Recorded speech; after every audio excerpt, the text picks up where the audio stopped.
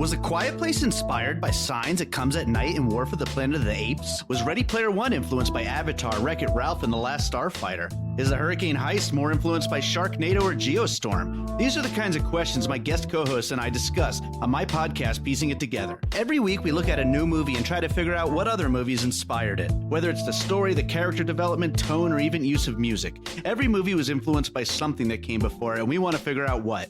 Check out Piecing It Together on your favorite podcast app or check us out on piecingpod.com. You can also follow us on social media at piecingpod. Piecing It Together is a part of the All Points West podcast network.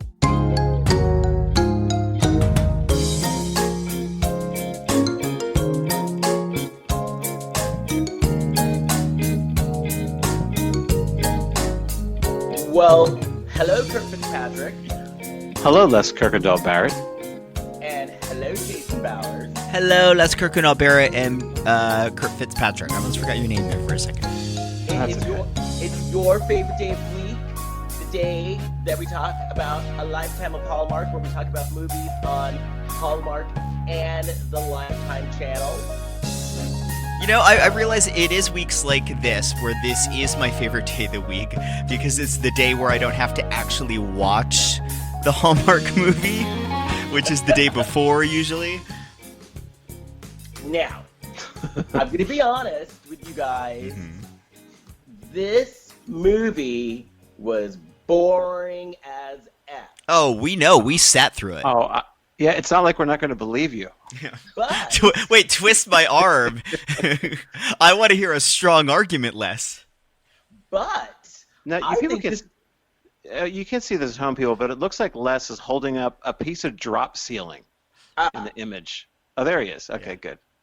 Because I'm on my iPad. Okay. Because my computer is being. I don't know what that. Oh, I see. It is part of a ceiling. It is part of a ceiling. Yeah, it's not a drop ceiling either. Okay. It's my dining room ceiling. Okay.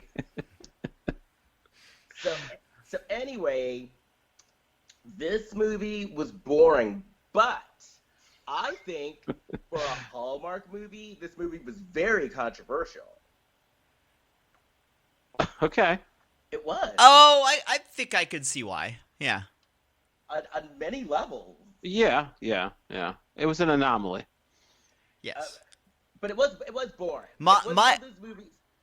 Before we even get into the minutia of it, my overall take on this movie is there was a point in time before now where Hallmark was making a broader variety of the kinds of movies that they show, and it wasn't basically the same formula for every single one. And this felt like it was probably even a big swing for that era of Hallmark. Yeah.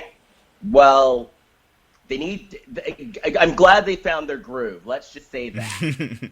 Now, was this even produced by Hallmark? Yeah. This looks like an acquisition. It was them, okay. Yeah. Because I checked the credits a couple of times because the production value of it seemed better than some of the ones we've seen, and I thought maybe it was one of those Hallmark Hall of Fame ones, which would have explained why the storytelling was trying to be more ambitious. Right. But it was just a regular Hallmark Channel movie. Right. How did you? One of the things I thought when I was watching this was, how did you find this movie? Like, how did this become a movie that you wanted to watch? Yeah, because this wasn't new. All the Hallmark movies. Well, okay, honestly, because I was going through movies, because I do a little research just to say, right. Hey, what would sound interesting, and so the fact that it was about a ghost, I was like, I don't think I've ever seen a Hallmark movie on the channel about a ghost before. Well, no, we did. You did? Yeah, that the one with the shoes, the Christmas one. But that wasn't a ghost. No, that's what was she? That was like a Christmas. She was an angel. I guess. But what is an angel if not like technically a ghost? I guess it was a ghost, but it wasn't like a scary. It was Jean Smart, wasn't it? Well, okay. She then can't be a ghost. Let me reframe this. Okay. Since it was a Hallmark romantic movie, I was like, okay, how are they going to pull off this romance with the ghost? How are they going to pull this one off? Well, they didn't. It would be the way to answer that question. Not really, yeah. Well, yeah, they didn't, but... Oh, well. Edge of the Garden. Right. Is the name of this movie. Now, I'm going to be honest, too. After the movie ended, I don't know how you guys felt, but I was like, did anything happen? No. Oh, a couple things happened. Because I was like, when it ended, I was like, wait a minute, this is almost over? Actually, I could tell you what happened is we all lost 2 hours of our lives. Yeah. That it's like, happened. oh, Oh, God. it took you guys 2 hours? No, no. Well, like, What's yeah, that? without the commercials, it's like an hour and a half. But any time I watch these movies, especially the boring ones, I have to pause because I like check out and I have to like recenter and take a note, and then I unpause. Because I watched it on YouTube, so it was an hour 27. Yeah, Yeah, me yeah. too. The actual movie was an hour 27, but my time You stepped away. invested in having to endure this was about 2 hours. Yeah. I just watched it. Me too. Yeah. Just like a half hour ago, I ended my adventure through the edge of the garden. Oh, so before we dive in, any Lori Loughlin news? Oh wait, let's wait. Hold on.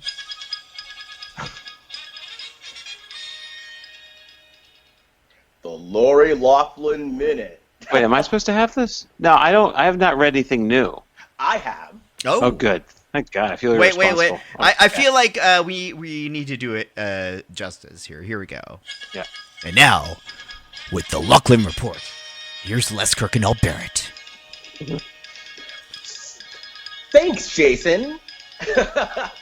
Actually, so, you guys, it looks like they are going after one of the daughters as well.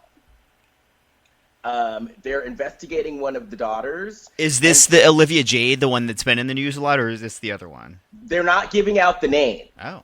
but it's one of them. And so she's under investigation along with the parents. Now, I don't think any charges or anything have been filed yet against her, but they are investigating her. All right. Now, I bet Lori Loughlin at this stage of the game is kicking herself because while she is facing probably 40 years, I just read an article today that I keep on Felicity? blanking on her name. Lynette. Felicity Huffman. Felicity Huffman is probably going to get house arrest. Wait, Lori Loughlin, you said 40 years? Yes. Yeah. Because she Thank you. didn't take the plea deal. Right. She pled not guilty. Oh. And so with the money laundering and all that stuff that was tacked on to the initial crime, she and her husband are facing 40 years. 40 years for that? Yep. How long did you go to jail for manslaughter? Let's look that up.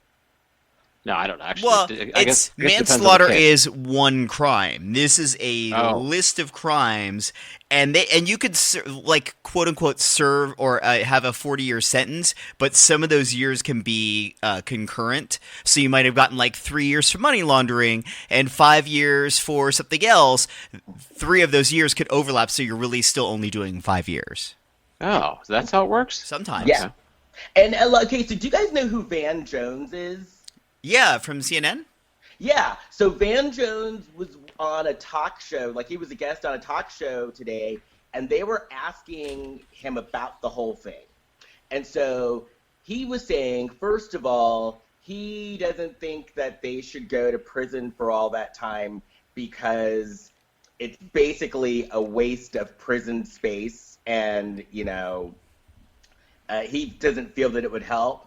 But he brought up the interesting point of the reason why they're facing so much time is, I guess, when a lawyer gives you a plea deal and you turn it down, their thought process is, okay, well, fine. If you want to play that, then we're going to let you have it. Yeah, it totally makes sense. Okay. So, you know, I guess then they were pretty unapologetic about the whole thing, whereas Felicity Huffman basically apologized and showed remorse. That's why they're facing what they're facing. Yeah. So, you know, and All right.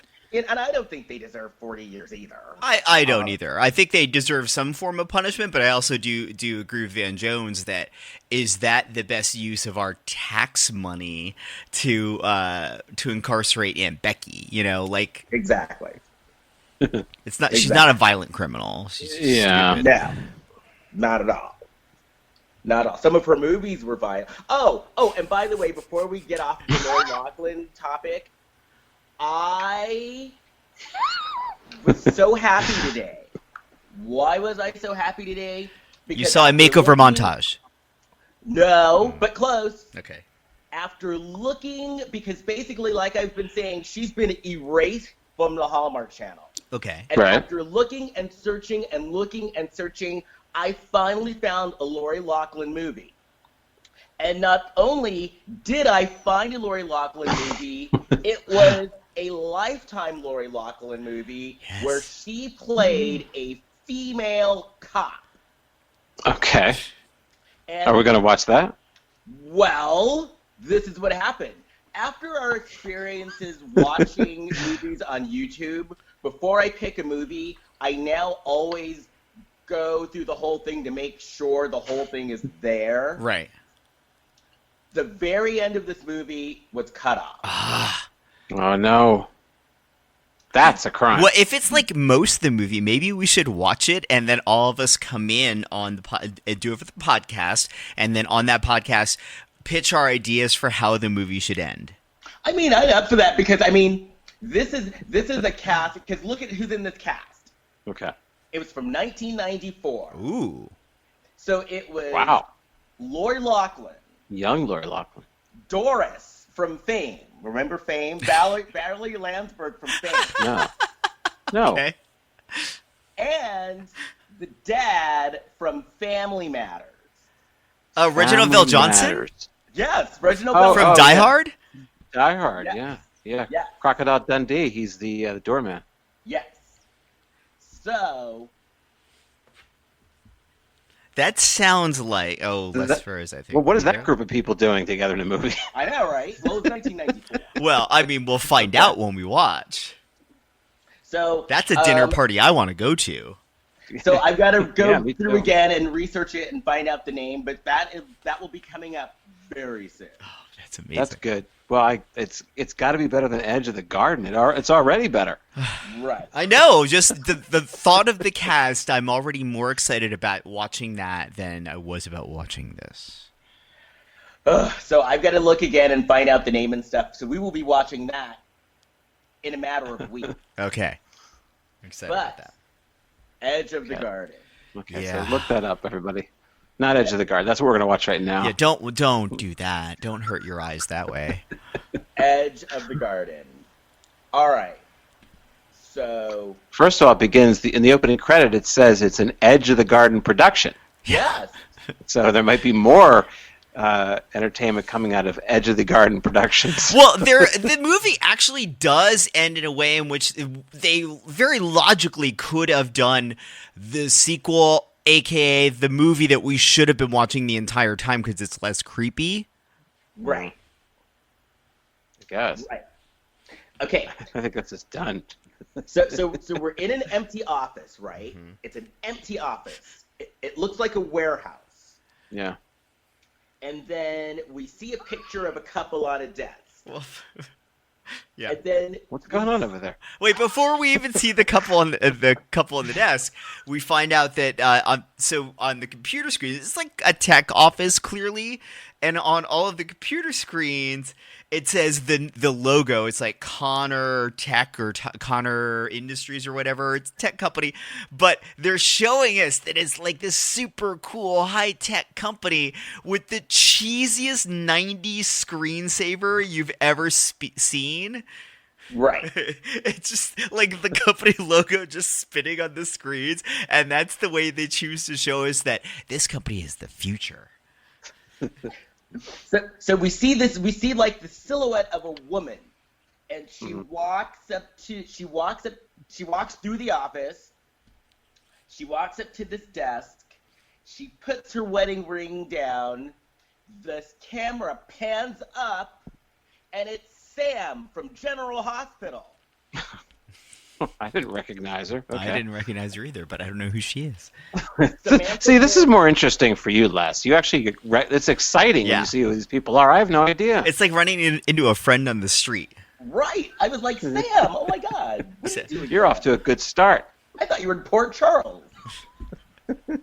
That's the fictional town of General Hospital, in case I you had don't no- watch the show. I didn't. Jason's been I to Port didn't. Charles. I have. Delivered a package to Carly, not a euphemism. Right. And Bobby. Yeah, Bobby was there too. Well, you've lost me. So, Wedding ring. Oh, it's actually an engagement ring. an engagement ring. Yeah.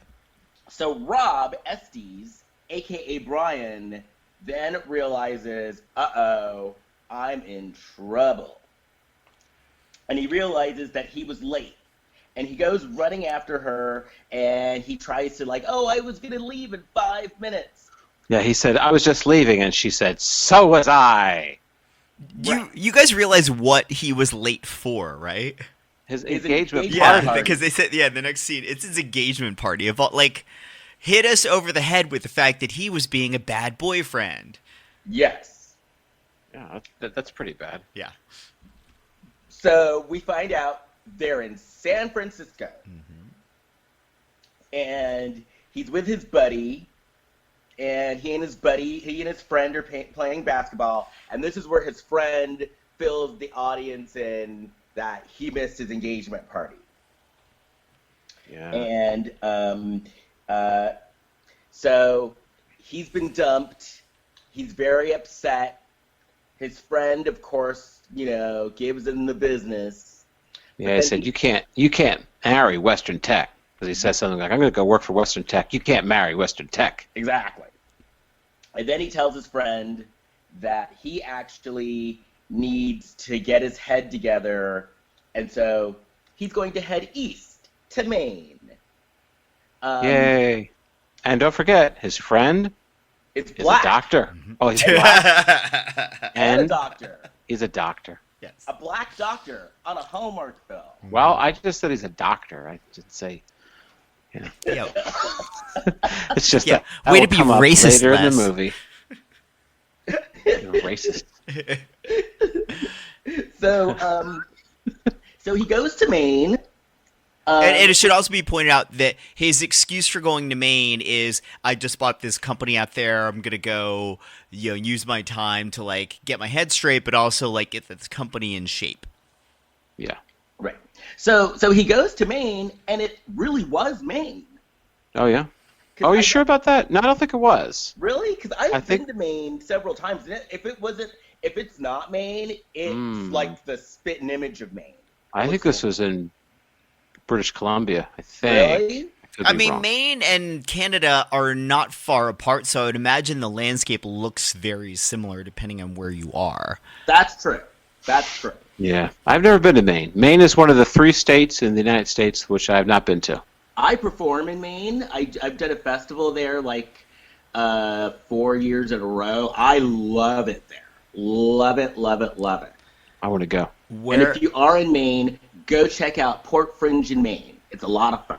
Anywho, so he goes. What was your question, Jason? Oh, I was just curious what other 2 states you hadn't been to. Yeah. Alaska and Rhode Island. Oh. Okay. And you're so close to Maine and Rhode Island. Yeah. I'm very close to Especially Rhode Rhode Island. Island, Yeah, actually, yeah. I'm very close to Maine as well. Yeah. I've just never been there. You should make time to go. It's very. I think you'd like it. I'm not close to Alaska. No. Have you been to Alaska, Jason? No, no desire. All those people, they're like, I want to go on a cruise there. I'm like, that is the last place I want to go on a cruise. I went on a cruise No. to Alaska. Oh, and I'm sure it's amazing. It's just not my cup of tea. Oh no. And it's the kind of place that if you weren't on a cruise, I don't know how fun it would be. I don't know. Have you guys been to Hawaii? Yes. No. I was in Hawaii years ago. My brother was born in Hawaii. I've never been. Oh, well. Yes. I love Hawaii. And the Worth funny thing going is, in Hawaii. Yeah, worth going to, I said. Yes. Yes. And the funny thing is, when I went to Alaska, all the tour guides, it was a seasonal job, and when they were off season, they would all go to Hawaii off season. That makes sense. So my roommate lived in Hawaii for a little bit, and apparently, like, all the locals there, they go to Vegas all the time because, you know, it's considered cheap to come to the mainland because everything is less expensive here. So they'll come and they'll go to Vegas because it's really cheap there, and they get a weekend of, like, gambling and drinking in, and they call it the Eighth Island. Oh, cool. Vegas. Yeah. Okay. I I think 8. I'm losing track of how many islands there are in Hawaii, but however many there are, plus 1. Right. Yeah, I'm not sure. Maybe I'll look that up. So, meanwhile, Brian shows up at the tech company, which is his company now. Yes. And he walks in, and actually, it looked pretty fun in there. Well, yeah, it's like a tech office, how a tech office normally is. Right. It's a bunch of millennials slacking off. Playing games, playing Yeah. Like foosball. like Flip Cup. Yeah. Flip Cup. Were they playing Flip Cup? I saw red cups. Okay. Yeah, either flip cup or beer pong, probably. Yeah. Yeah. That's what they're doing at work? You create a creative environment and people take little All breaks, right. but when they are working, they're more productive. This is like back in the day. I remember going to some tech office. It was like maybe 2,000 people are playing foosball and balls are bouncing around. No one's doing a thing. I don't think that company's around anymore. Well, Brian shows up in a suit, and he's very uptight. And he goes into his office, and there's a very angry woman packing up her stuff. And we find out she's angry because she was the manager who has just been demoted so he could come in and take over. Yes. He's pushing her out because for him, it's his family's business. So he has a priority. Yeah. Even though, I didn't know if you guys caught this, but this was the one and only time that he mentioned that it was a family business. Yeah. Oh, I didn't I notice remember. that. No. Yeah, he said it. But I think, I don't know if they needed to keep saying that over and over again because the business No. was literally named after his family. Right. What was the name of the business? It was very Connor. Connor Industries or Connor Tech or Connor okay. Do We Really Care? Because this movie is boring. Oh boy. He looked a little like Peter Weller, like from the 80s. Who, Rob Estes? Yeah, I thought so. He had a Peter Weller quality to him. I mean, even though the movie was boring, Rob Estes is hot. Oh, yeah. Yeah. It was definitely the eye candy part is what kept me going. That's good. So so he starts chatting with the demoted woman. She's giving him attitude. The demoted woman. She's totally giving him attitude. And then he tells her, listen, I'm just here to get the company back on its feet, and then I'm giving the company back to you. I have no desire to stick around. So then he finds a realtor, and he's looking for a condo.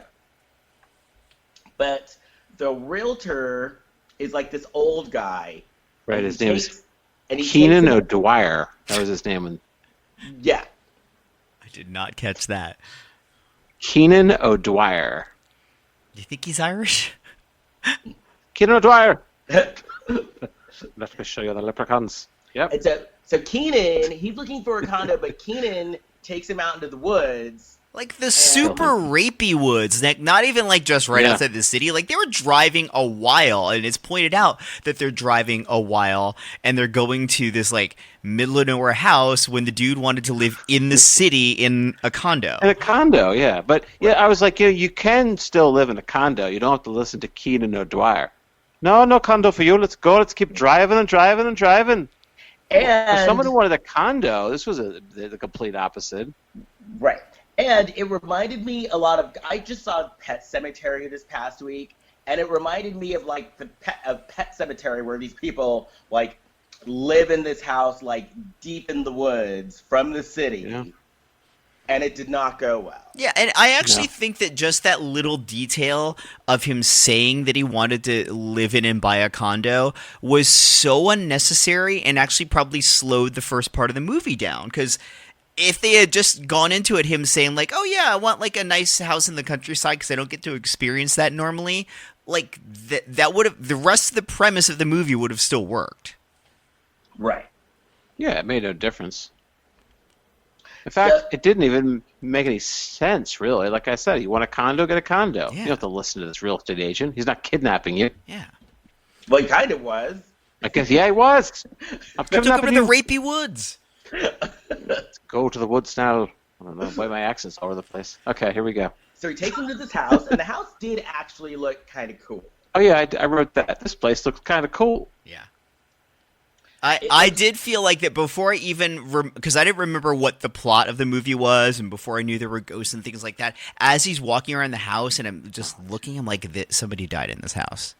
We're gonna find out somebody died in this house. Yeah, I don't know. Yeah, he walks in there. It's very clean. Everything's clean. There's even, like, pictures and vases that are clean. I guess it's reasonable that a real estate agent cleaned the place, perhaps, Hey, but... stage the house. But I wrote a note because there were Yeah. sheets on the furniture, and I wrote, when there's sheets on the furniture, you know there's a ghost. Why is that? Yeah. Because on Halloween, people put a sheet on themselves and they're a ghost. But they're Oh, well. not furniture. True, yeah. And plus, I don't know about you guys, but like a house that old, wouldn't you think the furniture would be kind of gross? Yeah, that's what I'm saying. It's a very clean, put together house. I thought the kitchen was super modern looking for a house that was supposed to be so old and untouched. Yeah, no, and it's been empty for 20 to 30 years. Yeah. Uh-huh.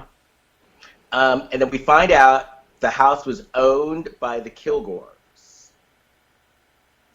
And I'm Kilgore. we find out because he's looking around the house, and then we see like fresh flowers. Kilgore.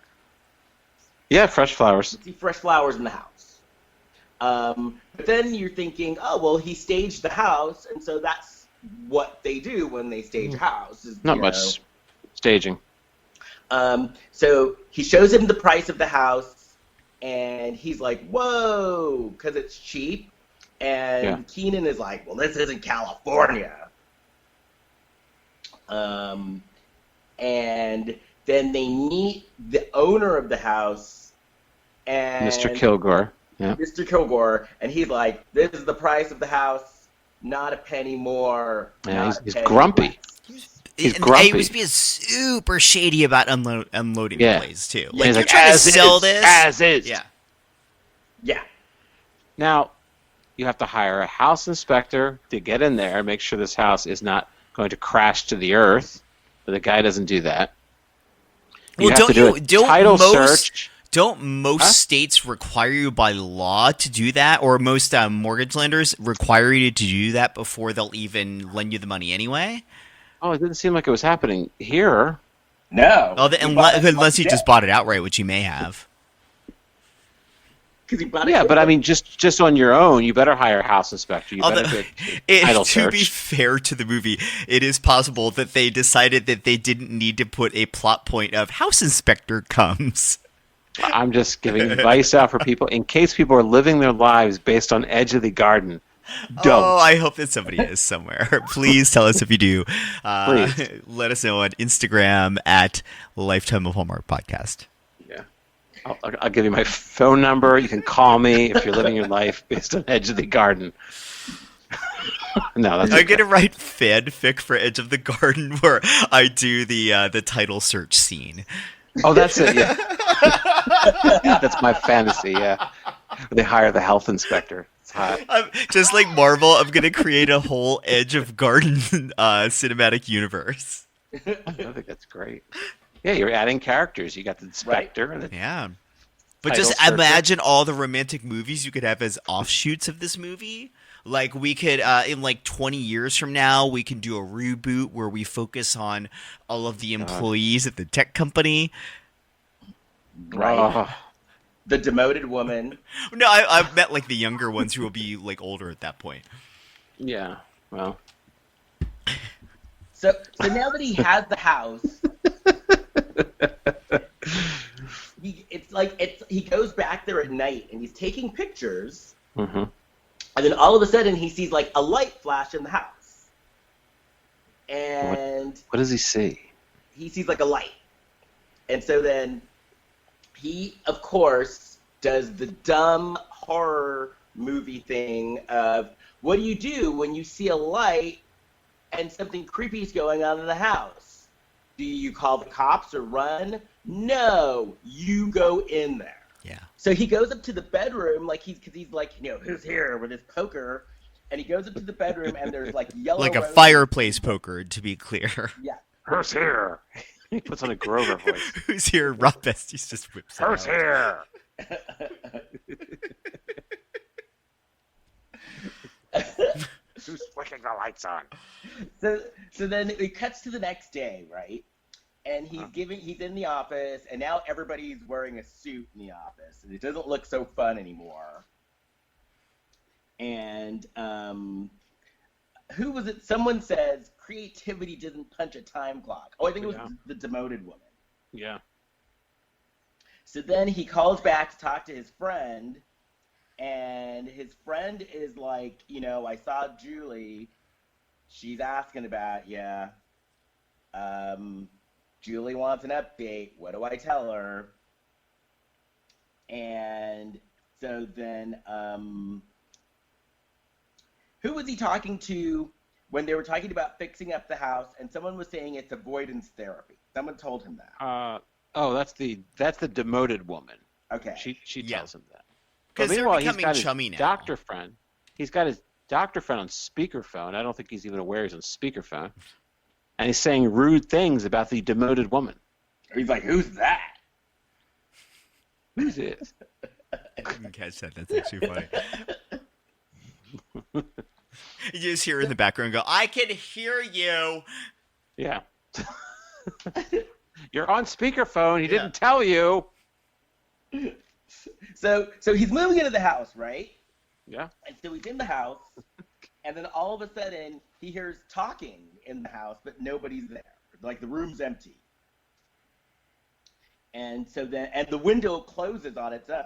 Ooh. So then, Did we get to the part with the radio yet? That's happening right this is the now. part right now. Okay. Right now. He hears JFK on the radio. Yeah. It's Which like that wouldn't make me suspicious. It could be a broadcast or something. Wasn't it years set up ago. that it was like in part of a newscast from 1960? Yeah. Like basically he's NPR listening to did that. music on like a regular traditional radio, and all of a sudden the music cuts out and in comes this news broadcast from 1960, and this movie came out in like 2011, so 50 years later this newscast comes on and then goes away, and like Rob has this WTF look on his face, like what's going on here? Right. Did you see what what Brian was holding when this happened? What? And this is the 5-year-old in me found this very amusing. Caulk. Cock. He was caulking the door. Oh. Rob Estes was Caulking. holding his caulk. Oh, he's holding his cock. Yes, his caulk. Yes. I just wasn't thinking on that level. So then he's cleaning pipes. Yes, he is. Was he using cock? Was he using his cock while he was cleaning ironically, if you stick caulk into a pipe, it fills it. the pipe? I have to do the math here. Caulk in a pipe. Okay, I got it. Right. Brrrt. It's late on the East Coast. It's 9:55. So then he finds a locket. Yeah. He finds, in the pipe, he finds a locket. Yeah. Yeah. And the locket says, true love.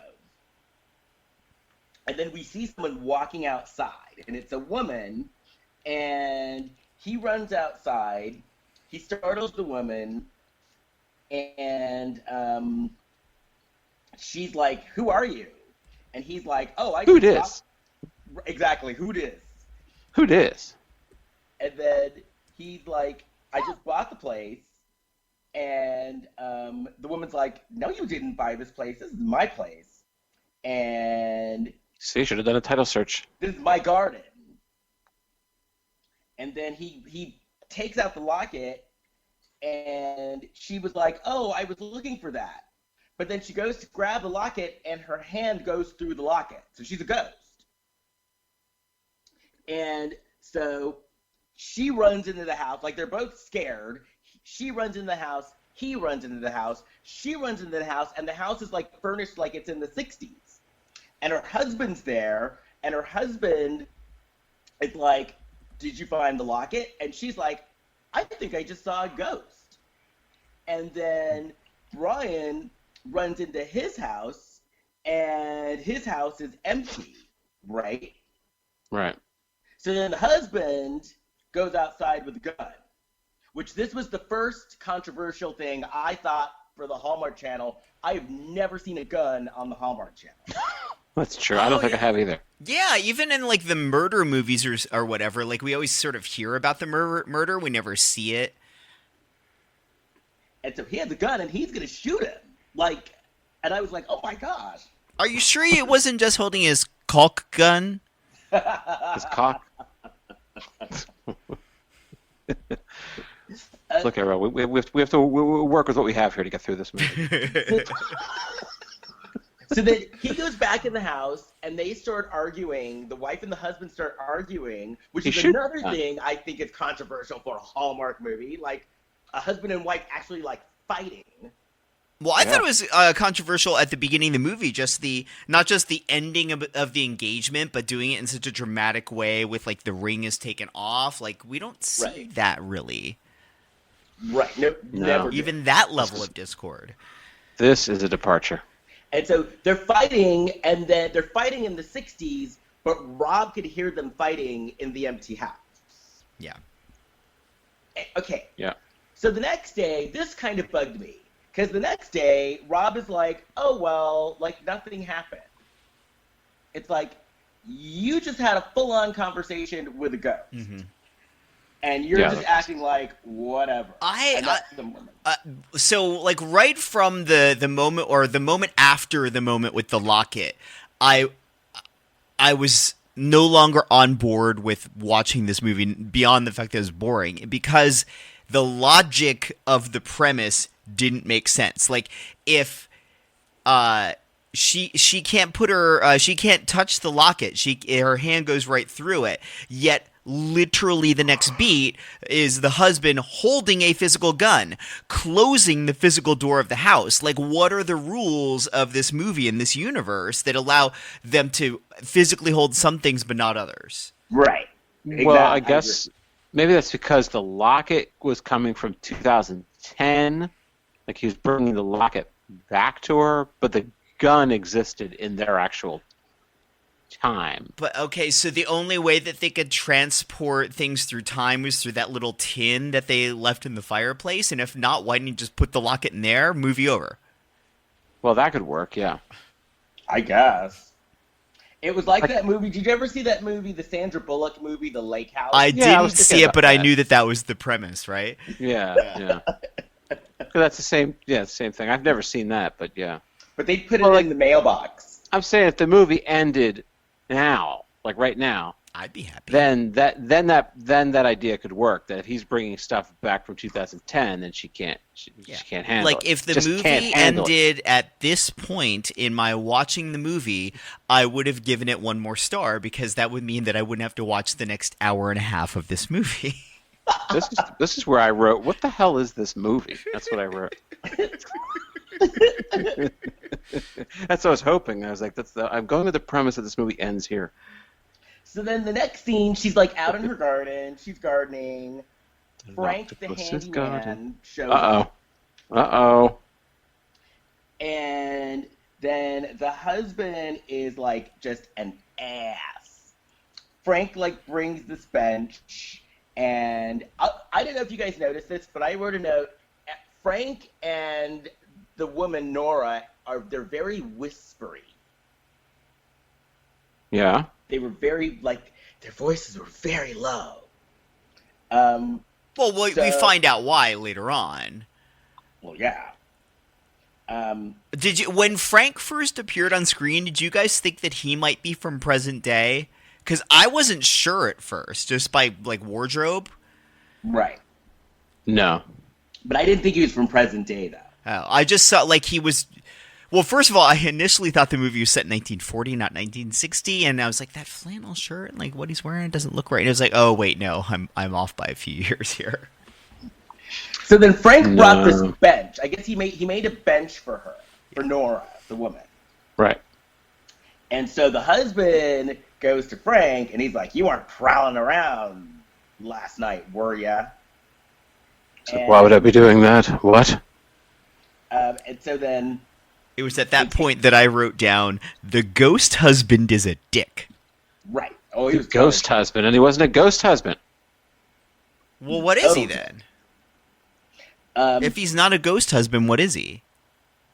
Wait, which one? Her husband. Yeah, her husband. The ginger. Well, no, he's not a ghost in 1960. We're watching it in 1960, right? Yeah. Well, we're watching it in both. Oh. There are moments in the movie that take place in the past. And I mean, they're both happening simultaneously, we find out. Oh, I guess so. All right. Angry Ginger, her husband. Yes. This reminds me of that movie with Bill Cosby, Ghost Dad. Kind of. Bill Cosby's a ghost dad. Now, if she were to hold out her hand for the Quaaludes, would she be able to touch them? Oh. Is that inappropriate? Ouch! Damn, and I set that up. Now I'm going to get letters. Yeah. I'm going to get Twitter followers out of that. Just out of anger, too. Yes. Okay, so then they take the bench, and then the husband then actually makes her carry the bench. Well, damn straight.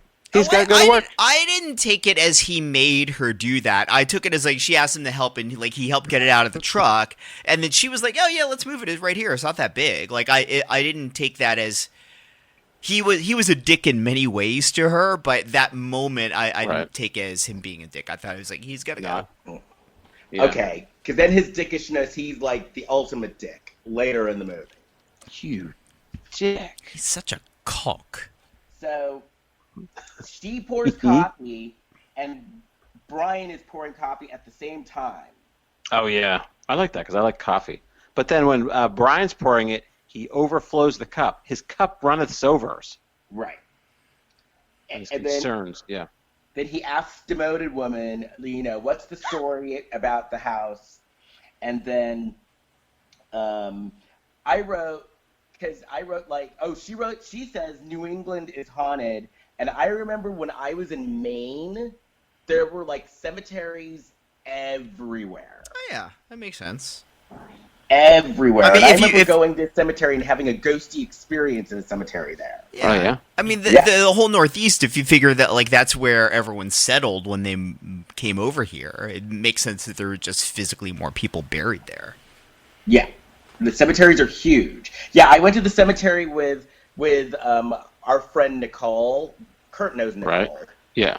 And so we were taking pictures, and when we looked back at the pictures on the iPad, we saw like a shadow of a little girl in one of the pictures.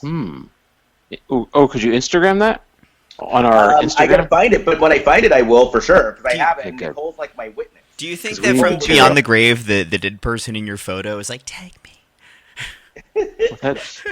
Tag me? Yeah. Tag me. Take the picture. You need pictures for your Instagram. My Insta handle is dead but not forgotten. Whatever you do, don't watch Edge of the Garden. Listen to me, please. Why didn't I listen? So then Rob gets Rob Estes gets home. Estes. And there's like fresh flowers in his house. That's nice. And then he sees Nora sitting on the bench, and she's like, "Listen, my husband's gonna be pissed. You better go." And then they introduce themselves, and find out what year they're in. He said, "What year is it?" It's every year. It's the same year for me that is for you. No. And then he's like, it's 50 years later, and shows her his driver's license. And then she starts describing the garden and saying how she sees flowers, and there's flowers everywhere. And then she picks up a flower, and the flower like just starts blooming in her hands. Again, picking up physical items from another part of another dimension, like. Yeah, okay. But then she hands But him we're the flower further and along. it disintegrates. Oh. Yep. Why doesn't he try to get into? He's in 1960. Why don't they team up to go prevent the Kennedy assassination? I know it's happened like a more than once in other things, but it would be more interesting than what's happening in this movie. But then he couldn't Yes, tell it would. her about the future. Why not? This isn't somewhere in time. Don't you watch that. Doctor Who? He does, though. He does tell her about the future. The medicine. Christopher Reeve movie where if like he reveals anything about like where he's from, he'll go back in time, and so he does. And That's look not- what happened. That's not what's going on here. Look what happened in that movie. Whatever it was more than is happening in this one. Oh. This movie's like a combination of Ghost Dad and Somewhere in Time.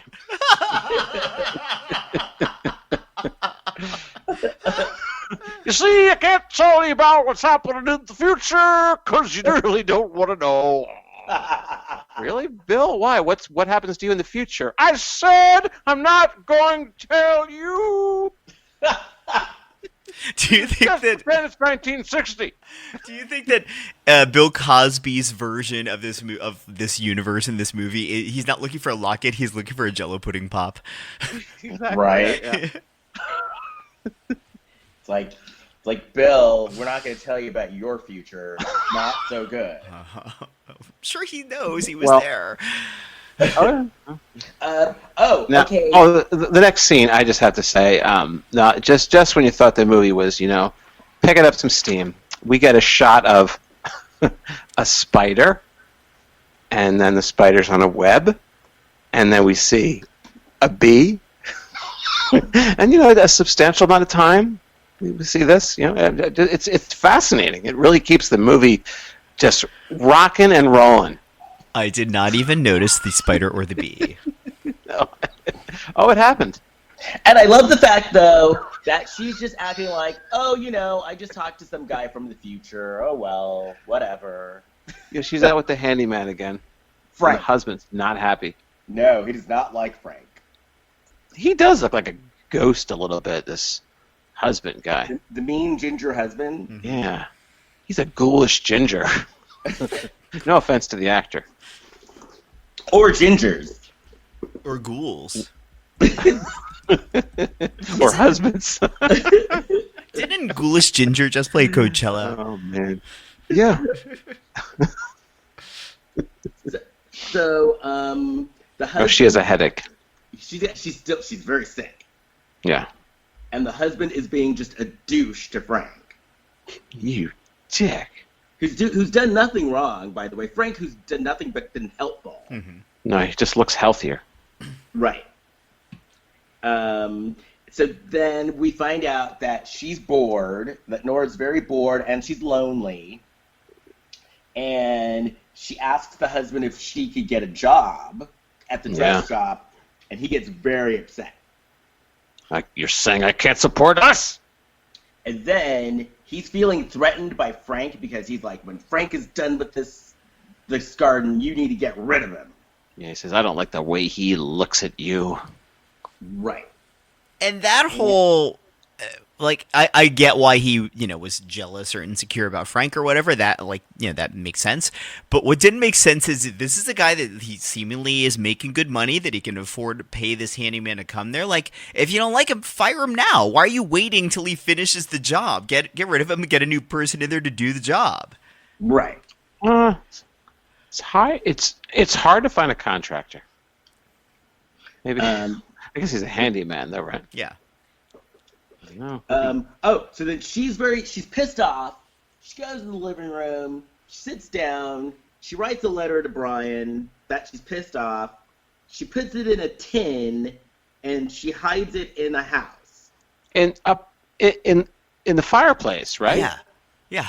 So I guess nobody's going to use the fireplace for 50 years. 50 years. Yeah. And then Brian finds the note. Immediately, he decides, I think I'll clean the fireplace, which apparently hasn't been cleaned in 50 years. And the tin isn't even like black on the outside, like somebody had, I don't know, lit a fire in 50 years in the 50 fireplace. years. No.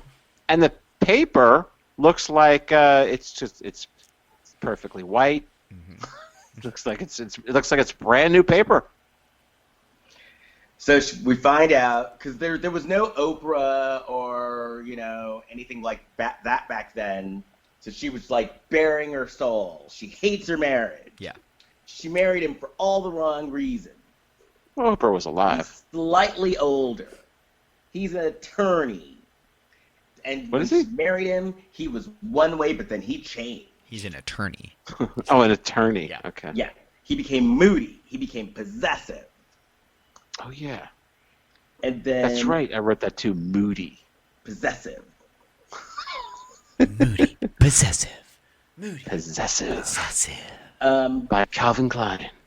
So then So your husband can smell moody and possessive. Moody. All right. So I went back to the Possessive. office.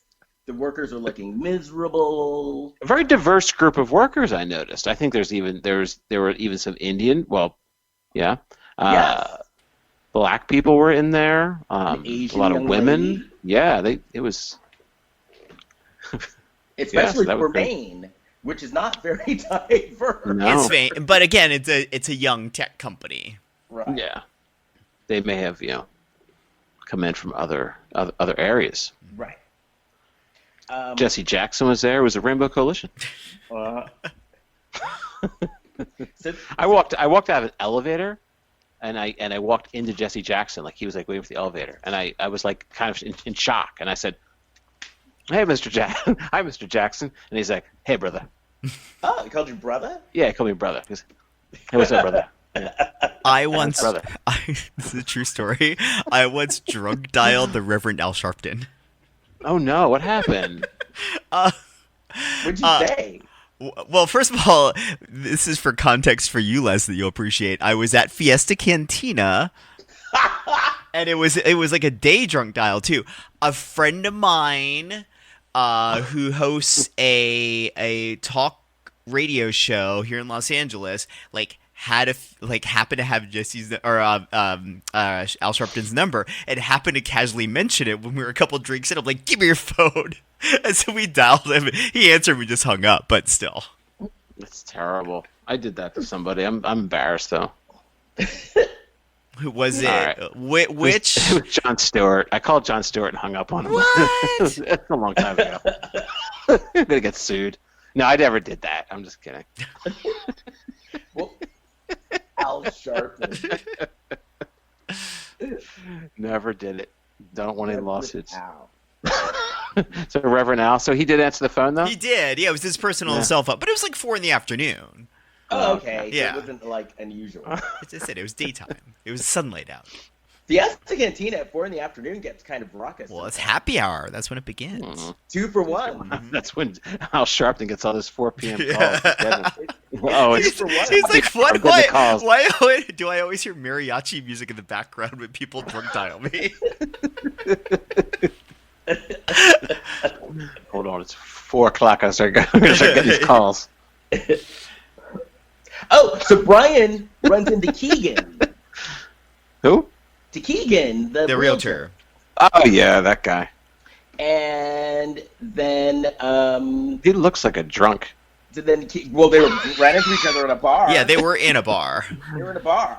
Just have no filter. And Keegan's one of those guys that wears a fisherman hat all the time. How he got into real estate? I know, right? I don't know. Because he realized he could sell people on something that they totally didn't want and realized there's What? money in it. Yeah, he's good at it. Yeah. He sold a house that's been on the market for 30 years. Yeah. This guy's a genius. And he's asking Keegan questions, but Keegan's being very cagey about it. And he's like, I saw a woman, and Keegan starts to like clam up. Yeah. And Yeah, he looks guilty, and then he backtracks. He's like, oh, that woman? I mean, oh no, there's no woman. And then he says, some things need to stay dead and buried. So we then realize something went down at the cottage. Mm-hmm. So then Brian goes home to his tin, and he has a letter waiting for him. And we find out that her husband made them move to the country because he likes the quiet. And she is not feeling well, and she asks, can loneliness be fatal? So then the doctor shows up, and the doctor finds a rash, and the doctor's like, uh-oh. And the husband's like, will you just hurry up? Like, the husband's mean to the doctor. And he's like, hurry up, I gotta go to work. But Frank is still hanging out. And did you catch the name of the ghost doctor, by the way? Oh, No. what was his name? Dr. Bowers. Oh, I didn't see that. Wow. Jason, A relative? A long-lost relative. Is he Maybe really that was long lost, you. though, if it's a parallel universe? Maybe that was you. Like, you're going to become a doctor years from now and then go back in time. Go back to the 60s. Oh, wait, so I have to become a doctor and then go back in time? Yeah. Okay. Yeah. Unless you want to go back in time. And become a It was doctor. just in terms of like medical school, it's probably a lot cheaper and a lot easier if I do it back then. Yeah. Like I could take today money and go back in time, and it's like $1,000, and I go through med school and I'm a doctor like that. Well, Also, yeah, imagine the expenses. Yeah, you have to pay for medical school. Oh, you could avoid... No. You could avoid your student loans by going back in time. Yeah, Yeah, that's what I'm saying. That would void those. Then you could bring a bunch of medicine from now, though, and be like a cutting-edge doctor. Oh, yeah. No, you should go now. And then go Stand back by. in time. That's what I'm saying. Let's pause this podcast for 1 second. No. So then you avoid all the student loans. You have the student loans, but they're null and void because you went back in time. Yeah. And you go back with all this brand new medicine, whatever's out there, Mm-hmm. and you'll be a hero to all. Okay. Done. Okay, good. I accept the challenge. We probably spent too much time on this. but I will time that's travel okay. for the show. Right? And then podcast. We could podcast. Yes, you could create the first podcast in 1960. Yes. Right. It's called The Radio. You could invent the radio. And then people in 1960 will tell me the radio has already existed for quite some time now. Right. So the husband is such a dick that he tells the doctor, oh, she's dick. faking. Like, such a dick. What I thought was weird about that moment was up until this point, when she was complaining about the headaches, the husband was trying to get her to see the doctor, and she's like, no, it's fine, it's fine. Right. She was the one poo-pooing it, but now that the doctor's there, the husband's the one poo-pooing it? That doesn't make any sense. Much like everything else in this movie. Wow. And the doctor makes a face, so you know something's bad. Yeah, you don't want to see a doctor making a face. You're like, whoa, what's that? He totally made a face. Whoa, hey, doctor, what's he making a face?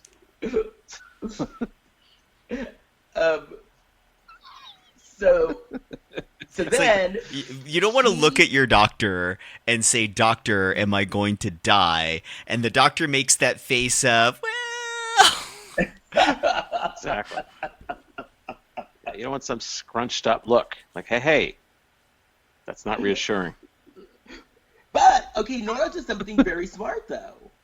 She did? She writes down all of her symptoms and puts it in the tin, and then Brian gets the tin, then he goes to his friend, the doctor, and tells the friend what's going down, and we find out that she has Lyme disease. Mm-hmm. How about that? And Boy. so then the doctor in the present he asks his friend, what kind of medications are good for Lyme's disease, but it's got to be only stuff that you can get in the 60s. Yeah, 1960. Up to, and probably up to a certain date in 1960. You can't have something that came out at the end of the year if it were the beginning of the year. Yeah. So it was basically like she went to WebMD, because he gives her the list. Oh, they have got their own WebMD. They had something called MedNet. MedNet. Where they go and they look up information about Lyme disease, which almost looked like an email thing. Like an email browser. MedNet. So then he sends the list back, and meanwhile Brian gets a phone call from Julie. And she's missing the sound of his voice. Yeah. But she's still pissed. She doesn't know what she wants. She's like, I don't know what I want. I don't know why I called. She was obnoxious. I don't know. I don't know what I want. I don't know. I don't. I felt bad for her at the beginning of the movie because she was neglected, but the more we got to know her and have her in the movie, the more I hated her. Imagine Julie as a real person watching this movie. Do you think she'd like it? I don't understand. I don't know. I don't think she would.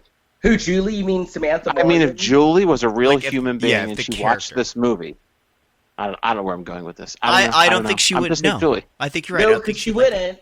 She wouldn't like it. She's too busy being Sam on General Hospital, and now Sam on General Hospital is trapped in a cult. Oh. So she wouldn't be able to watch it. Oh, okay. Tell us about that. Sam is in a cult. She's been through a lot. Because she found out that the man that she was married to was actually his twin, and he lost his memories because his memories are all on a flash drive. Wait, what? And did they lose the flash drive? No, they just found the flash drive. Okay, so all his memories are now retained. Upload your memories to Dropbox, bitch. Well, you don't want them in the cloud.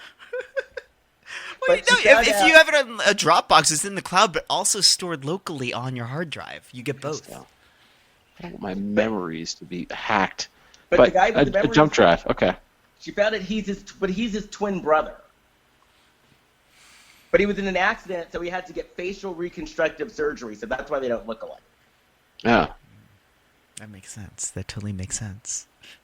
Well, it's Port Charles. Amazingly absurd. Wow. Well, they keep it interesting. Oh. So okay, what happened? Okay. Nora she gets really sick. Mm. But the husband, he goes on a trip and leaves her there by herself. Sick. In bed. But then Frank shows up and he makes her some soup. And some tea. And offers to make her a cheese sandwich. And he's like, my mother was a nurse. And she's like, well, too bad your mother wasn't a chef. Oh, that's appreciative. So then she gets Frank to give her a ride, right? So they're talking, and she tells Frank, I met my husband at a legal conference in Cincinnati, and I said, oh my God, I met Kurt Fitzpatrick in Cincinnati. Oh. That's where we wow. met. I didn't think about that. That's right. Because I met you and Catherine and Mark and Sadie all at the same time. Other performer friends of ours. Oh, no, you met me before that. Really? Yeah, you met me in 2005. Oh, but in Cincinnati, though. Yeah, Cincinnati. I think Catherine was there, though. Because I didn't meet Catherine. No, I didn't meet Catherine until 2009. In Fresno, I met her. Because I met Catherine in Cincinnati as well. Oh, okay. The wonderful world of performing. Yes. Yes. What is next? Uh, They met at a conference in Cincinnati. Right. So Brian goes home and there's no note in the tin box, and so he's worried. Then the husband finds the medicine that she needed that is working, but the husband thinks that because he found medicine, that means she's cheating. Well, clearly. Also, the scene when she's at the doctor and she gives him the medicine that she says she got the list from a friend, and the doctor's like, well, this might work or whatever. He's saying some of these are like brand new medications or whatever, or like brand new to market. One of the things on the list was literally vitamin C. I don't know why I found that. I just thought that was so funny. He's like, I don't know about this stuff. This is, and it was like vitamin C. Very edgy. Was that new in 1960? Maybe. I don't know. Very edgy. So then, but the husband's like, how did she get this medicine?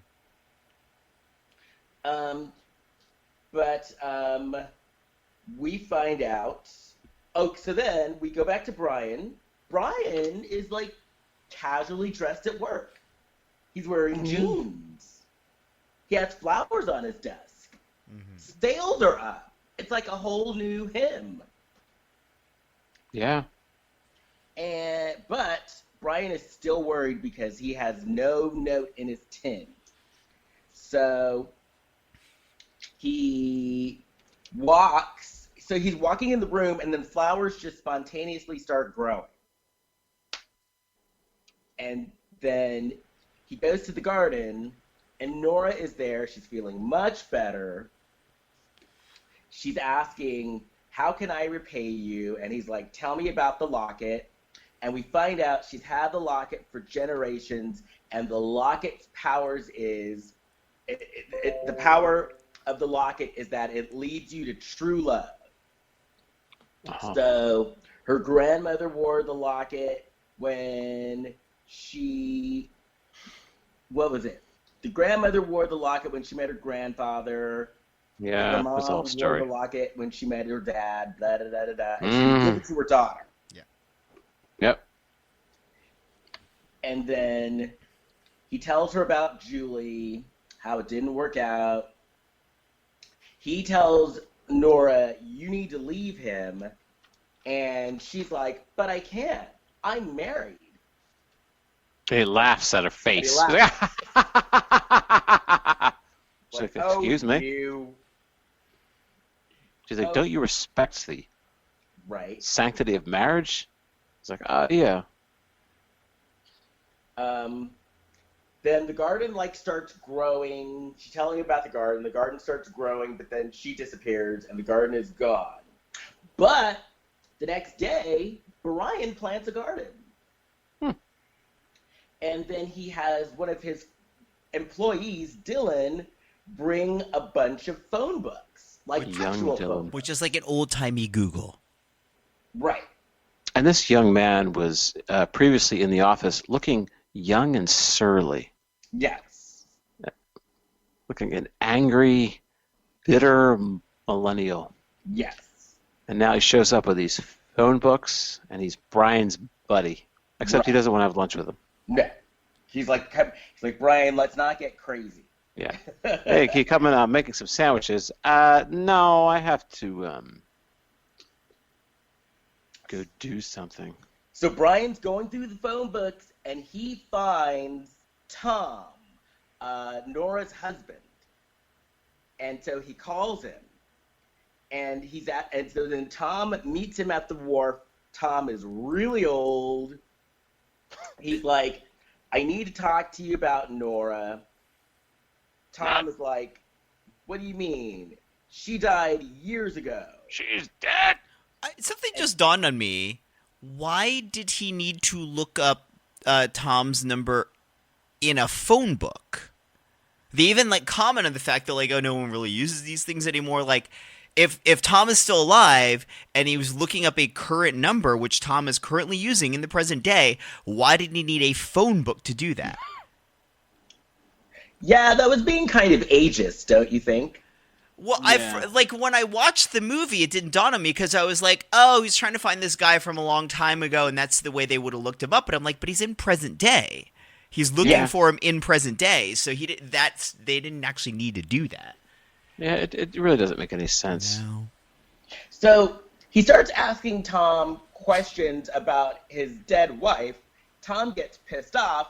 Yeah. I can't blame Tom for getting pissed off. Some stranger's asking me about his Snippy. dead wife. She died! I can't blame Tom except for the fact that he agreed to meet up. Like, if some rando calls and says, hey, I've got news for you or something I want to tell you, and you're like, all right, I'll come meet you, then, part of that lies on you. Right. You're paying for this lunch, right? But then we find out his wife died in an accident. Well, he said, hey, look! Accidents happen all the time! Well, yeah, no, he says, Ryan, right? He says, I think there's a way I can bring her back. What? How you do that? Right. Really just cuts him right off.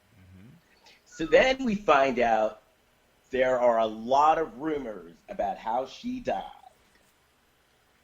And then he gathers together his ethnically diverse group of employees, and they all discuss the various rumors. Yes, everybody just starts discussing. There's an Asian woman and young Dylan, who used to be surly and now is helpful. Yes, today's youth is taking a turn. That's because he touched a phone book. Right. Yep. They're not going to sit in their house and listen to their Adriana Grande record anymore. They are going to come to work and help their Generation X Did you say Adriana manager. Grande? He did. I thought that was funny. Adriana Grande records will not be listened to. There is work to be done, millennials. What's a record? Adriana Grande. What's a record? I still love that you called her Adriana Grande. That's right. There will be none of that. Oh, so then Julie... No Kisha? All right, go ahead. Julie, do we... Oh, Kesha? No Kisha records? Key. No records at $sign, all. ha. There's work to be done in No, this computer right. office. Oh, dear. But Julie shows up out of nowhere, Right. and she wants to talk. She just happened to be in Maine. Well, no, she went to a wedding in New York and just happened to end up in Maine 6 hours away from New York. Yeah. And then first thing she says to him is like, oh, if you want to come over, I'm staying at a B&B. If you want to come over, we can talk. Like A B&B? Yeah, like of course, a I bed and just said breakfast, Adriana yeah. Grande, but what's a B&B? a bed and breakfast. Bed and breakfast. Oh, I thought you meant like an Airbnb. No, but I just thought it was like she was Wasn't around basically inviting him over for a booty call on a Hallmark movie. Ooh. Sex with the ex. Really? I wasn't sure about that, because she's like, oh, I could see your place. I think I like Julie, because she doesn't make any sense. So it's that way she kind of fits in the Then movie. you should love this movie. I like her because I think she kind of works in the movie. She doesn't know what's going on. I don't know. She makes sense to me. To me. She's all yours. That's funny. To you. Yeah, because she's just really confused, doesn't know where she's going. Oh, so we're back in the 60s, and the husband, she's like serving dinner, and the husband's like, this fork is dirty. Yeah. And then Complainer. there's a knock at the door. It's Frank. Frank is like, where is my money? I need a check. I need to finish this garden. I need a check to cover the materials. And Tom is mad, and he's like, you gave my wife a medical list. You drove my wife to the doctor. Like, that's so evil. Gee. How dare you be concerned about my wife's well-being was basically Right. the gist Dare of you. it. He punches him in the face. Which I think is another, for a Hallmark movie, this is very controversial. Yeah. Yeah. Violence. Well, they've come a long way, because this movie does not even resemble a Hallmark movie, and He yet punched him. it says it is. And then And so then she breaks it up. She's like, your dinner's getting cold. And then, meanwhile, they are at Julie and Brian are at Brian's house, and she's like, "Oh, you have fresh flowers," and then moves them. It's like, so you're gonna come into someone's house and just move their Yeah, I flowers. thought that was rude. It was very rude. Oh, so Julie and Tom are talking, right? Yes. And Tom is like, we want different things. You want parties and openings. You want to go to openings and parties. And I wrote down, well, what's the problem? But he wants quiet. Yes. And then he sees Nora on the bench. She's crying. He then tells her, I met your husband, and you need to leave. And then she asks him, am I going to die? And then he says something, and he's like, I read it on the internet. And she's like, what's the internet? I did like that moment. That was funny. Yeah, he started explaining to her what the internet was. Well, this man named Al Gore had started this thing.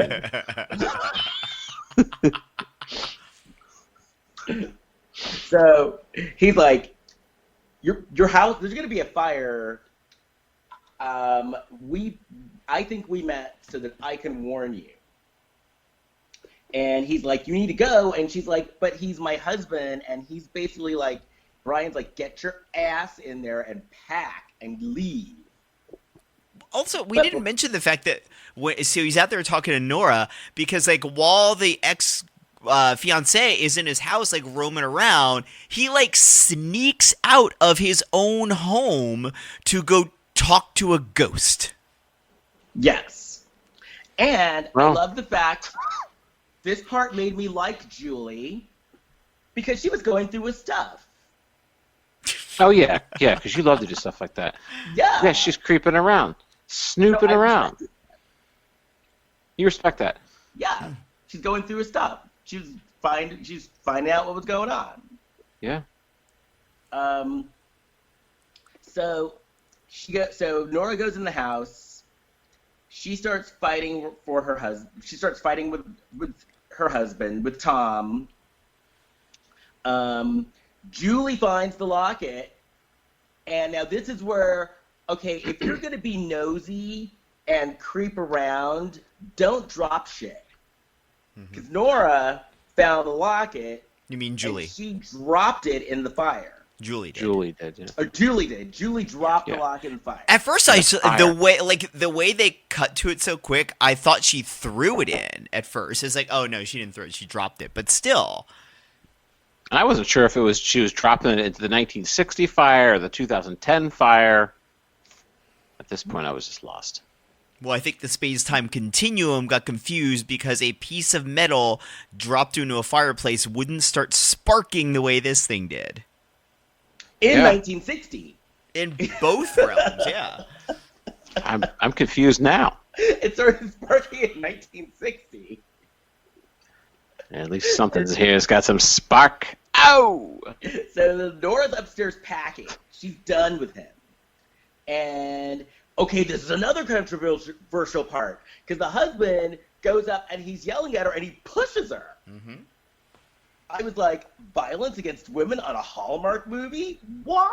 Yeah. So a few minutes ago, I looked this up. When this movie came out, it was about a year before Hallmark sort of moved into the very focused direction that they're still in today. So this is like one of the last holdovers of we're not quite sure what we are as a channel. Right, No. okay. Well, they decided we're not going to be this. Mm-hmm. So then, Would it be funny if this were the straw that broke the camel's back? Like, they were making plenty of money, but they just didn't like the way the network was going. They're like, we can't do these kind of movies anymore. This is just so bad. Like, let's do something else. Christmas. Probably was. How about Christmas? There should be a Christmas version of this movie. OMG, I would watch that. Well, because then Santa Claus would be involved. Yeah. Yeah, he'd be coming down the chimney in 2010 and popping out in 1960. Oh, so the 1960 house, because of the locket, catches on fire. Nora's in packing, and then she sees smoke like coming out of a vent. Oh yeah, because the husband, yeah, locks her in her room, locks her in the bedroom, and so the house catches on fire. She's yelling, "Help! Help!" So Brian is in the garden, and he hears Nora yelling for help. Then Brian goes, and he breaks into the house, and all of a sudden, he's in the 60s.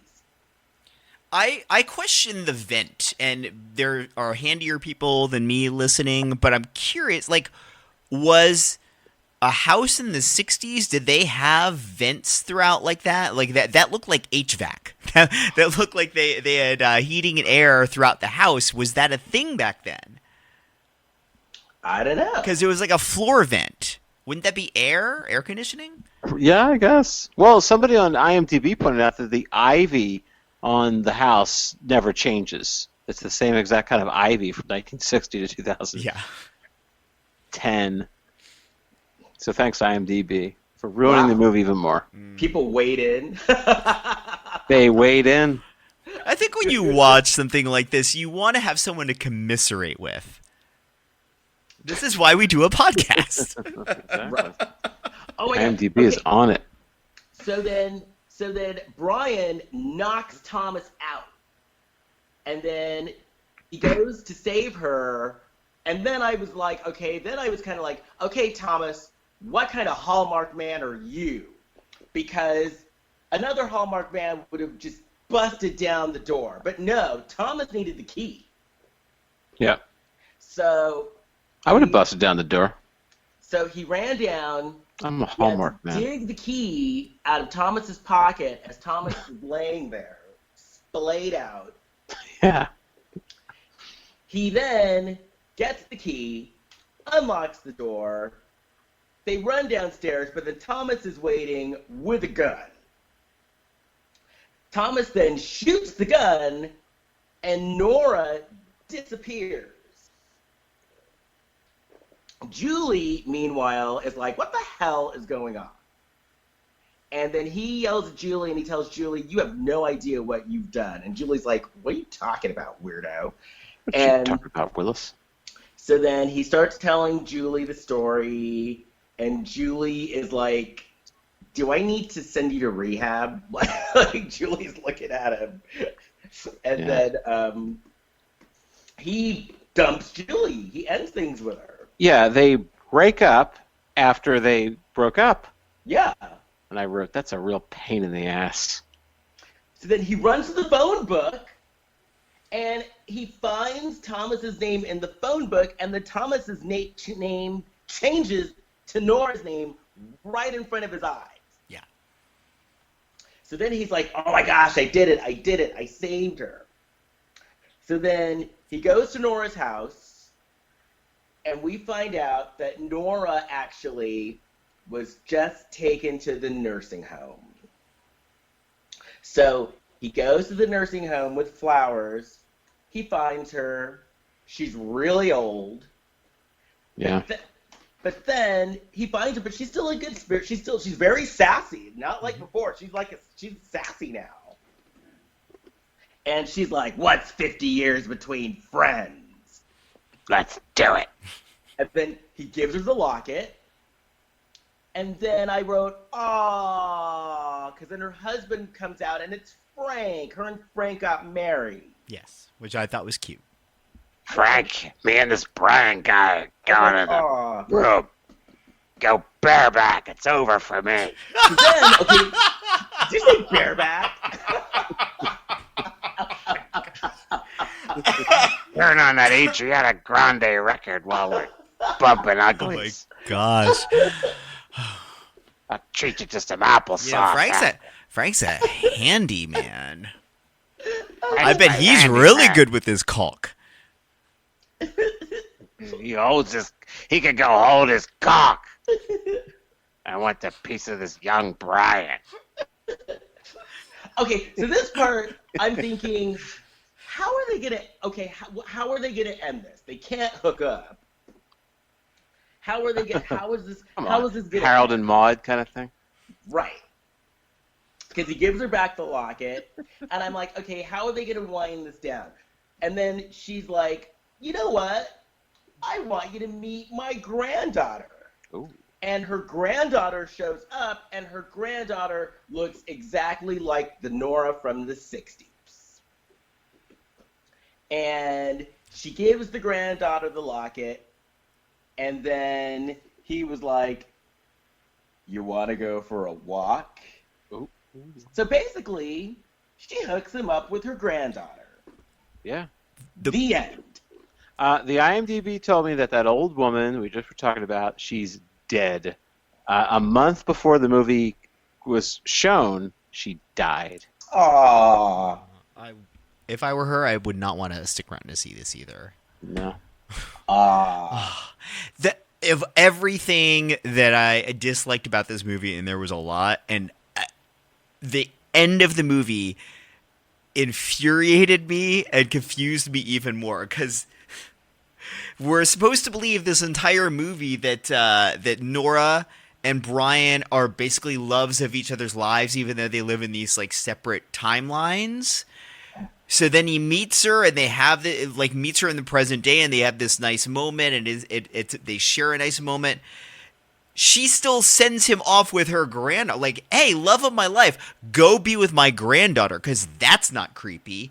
While simultaneously, Frank, her husband for these past 50 years, knows he's not the love of her life, because this other guy who isn't even alive for another 50 years is the love of her life.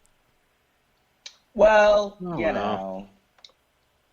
Oh, and then she explained That's me hitting that my head on the microphone she on kept purpose. her name in the phone book because she knew that he'd find Right. her.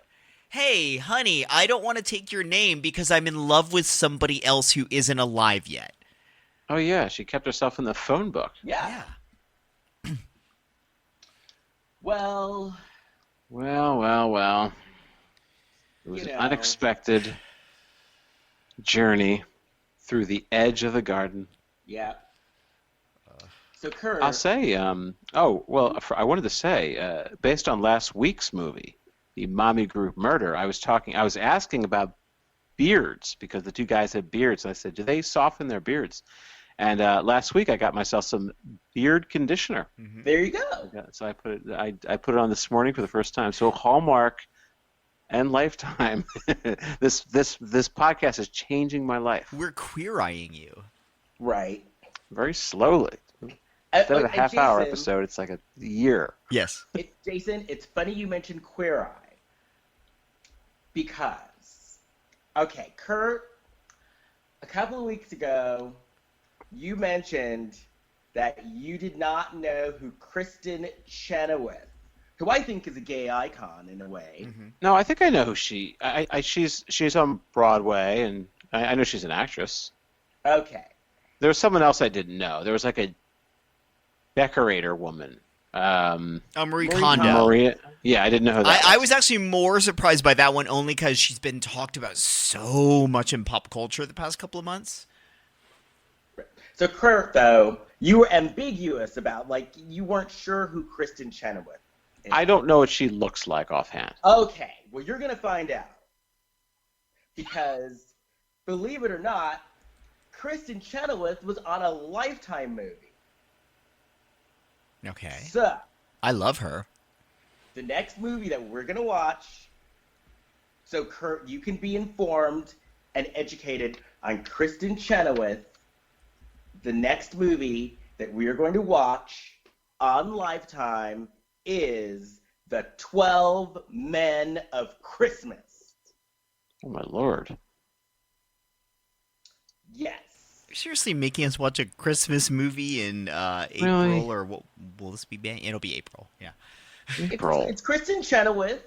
It's 12 Hot Men. I thought you were going to say the 12 Men of Kristen Chenoweth. What is this, a Hallmark or Lifetime movie? It's a Lifetime. Lifetime. Okay. I should point out, just as a point of context, that the last time we watched a Lifetime Christmas movie starring a blonde Broadway actress known for the Broadway musical Wicked, it was that terrible Megan Hilty movie. Which one was that? I don't remember. The Okay, one with let the me tell you- shoes, the Santa boots or whatever. Oh, Let me give you the synopsis, Okay. and maybe this will sway you. If not, we can pick something else. I do like Kristen Chenoweth, so. Okay, All right. listen to the synopsis. all right. A high-powered New York City publicist finds herself in Montana promoting a charity calendar after being betrayed by her boss and fiancé. Unfortunately, matters of the Fiancé? heart are just as complicated in the wilds as they are in the big city. Well, I am swayed. Wait, so Sorry, she goes from the Kristen big Chenoweth. city to the country and it's Christmas? If only we had ever seen a movie like this before. Oh, Lord. Oh, Sure. you know who's in it? Kristen Chenoweth. Kristen Chenoweth. Anna Klumsky. Oh, I love her. Really? Yeah. From iGirl, right? And Veep. Veep! She's on Veep. Yeah, Okay. she's on Veep.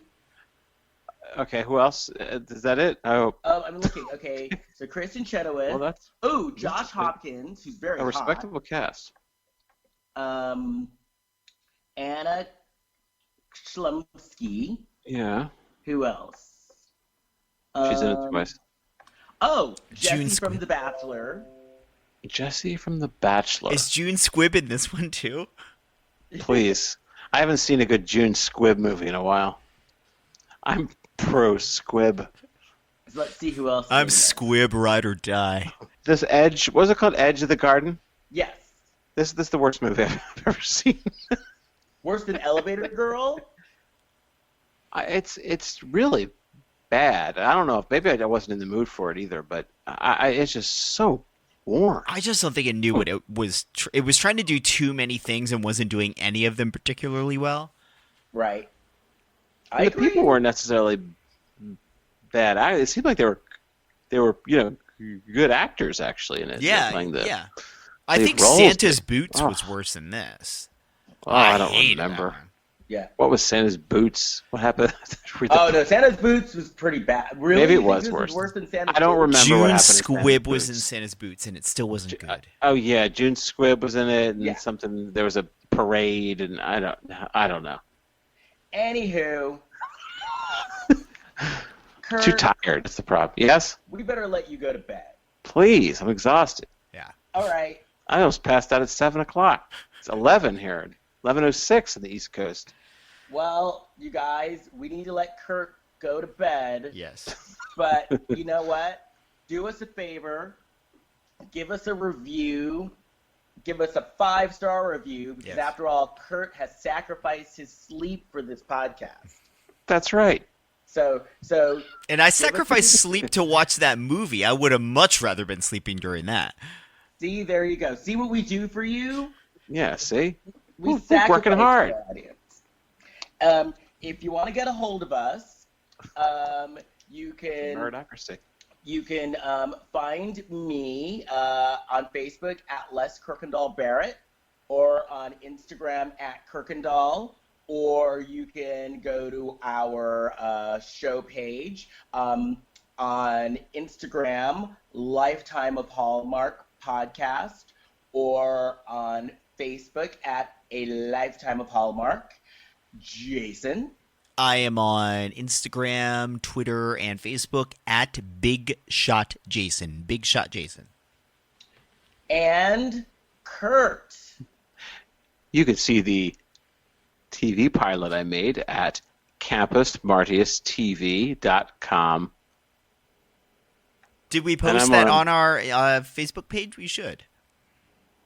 Yes. Oh, yeah, Okay. yeah, because I'll share it Yes. to our Facebook page, if that's Yes. okay with you, Kurt. Oh, yes, absolutely. Spread it around. I have a Campus Martius Facebook page as well. And that's it. I also have kurtfitzpatrick.com, but I don't think the pilot's up on that. I should yeah, you should rectify put that that. up. Yeah, but it's on, like I said, it's on the other other platforms. And I don't know about you guys, but I'm like noticing, like especially like in Instagram, I'm noticing followers, and my followers have gone up, and it's people who I don't know, and the Lifetime of Hallmark Facebook page is getting a lot of looks. Oh, good. So it's working. That's good. Spread the Yes. love. Yeah, I've my Very good. personal Instagram. There are days where I would get a ton of new followers, like out of the blue. So I don't know. I'm sure some of that is just spam because a lot of those go away in a couple days. But I'm also getting like what looks like legitimate people that I don't know following me. So thank you if that's you. Yeah, and it's kind of funny because I listened to another podcast, and I belong to a Facebook group on the other podcast, and one of the listeners on the other podcast is like, "Oh, I listened to your podcast." So there you go. Oh, sweet. Well, good morning. So the word is getting out. Anyway, good night, Kurt. Good night. Jason, I'll talk to you next week. Good night. And if you guys want to watch the movie that we're going to watch next week, once again, it's the 12 Men of Christmas. Alrighty, bye. Bye. Bye.